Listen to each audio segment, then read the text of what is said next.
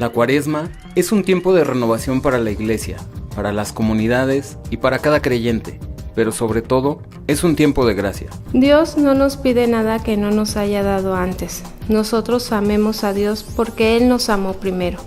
Cada uno de nosotros le interesa.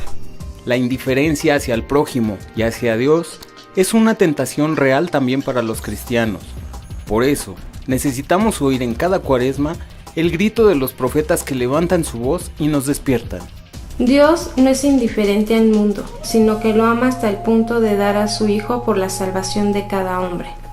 La Iglesia es como la mano que tiene abierta esta puerta mediante la proclamación de la palabra, la celebración de los sacramentos, el testimonio de la fe que actúa por la caridad. Sin embargo, el mundo tiende a cerrarse en sí mismo y a cerrar la puerta a través de la cual Dios entra en el mundo y el mundo en él. El pueblo de Dios tiene necesidad de renovación, para no ser indiferente y para no cerrarse en sí mismo.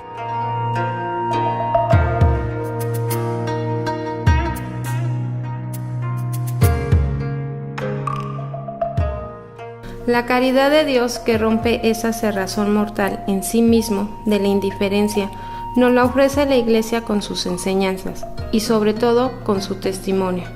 Sin embargo, solo se puede testimoniar lo que antes se ha experimentado.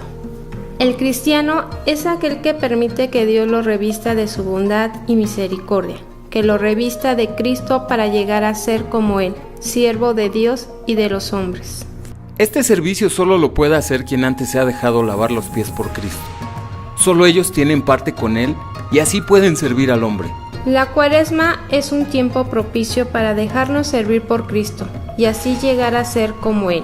Esto sucede cuando escuchamos la palabra de Dios y cuando recibimos los sacramentos, en particular la Eucaristía. Quien es de Cristo pertenece a un solo cuerpo y en Él no se es indiferente hacia los demás. Y puesto que estamos unidos en Dios, podemos hacer algo también por quienes están lejos, porque con ellos y por ellos rezamos a Dios para que todos nos abramos a su obra de salvación.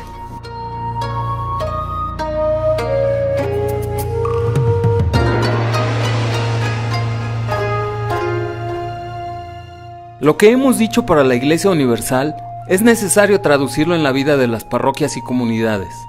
En estas realidades eclesiales, ¿se tiene la experiencia de que formamos parte de un solo cuerpo? Para recibir y hacer fructificar plenamente lo que Dios nos da, es preciso superar los confines de la Iglesia. Cuando la Iglesia terrenal ora, se instaura una comunión de servicio y de bien mutuo que llega ante Dios. Toda comunidad cristiana está llamada a cruzar el umbral que la pone en relación con la sociedad que la rodea, con los pobres y los alejados. La Iglesia, por naturaleza, es misionera. No debe quedarse replegada en sí misma, sino que es enviada a todos los hombres. La misión es lo que el amor no puede callar. La Iglesia sigue a Jesucristo por el camino que la lleva a cada hombre, hasta los confines de la tierra, a los lugares en los que se manifiesta la Iglesia y en particular a nuestras parroquias y a nuestras comunidades, que lleguen a ser islas de misericordia en medio del mar de la indiferencia.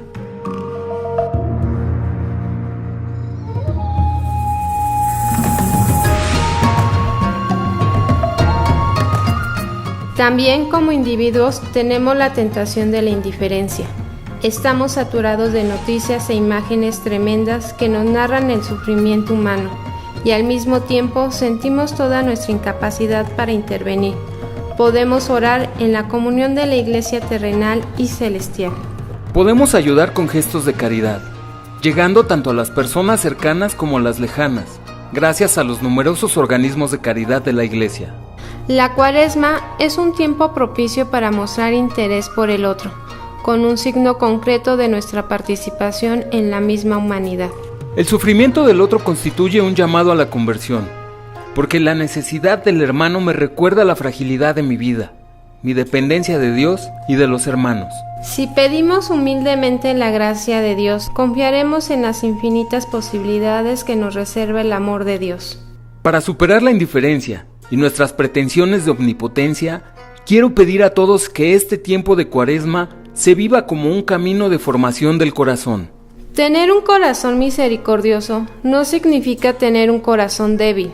Quien desea ser misericordioso necesita un corazón fuerte, firme, cerrado al tentador, pero abierto a Dios.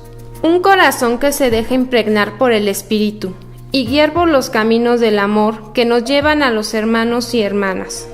En definitiva, un corazón pobre que conoce sus propias pobrezas y lo da todo por el otro. Haz nuestro corazón semejante al tuyo. De ese modo, tendremos un corazón fuerte y misericordioso, vigilante y generoso, que no se deje encerrar en sí mismo y no caiga en el vértigo de la globalización de la indiferencia.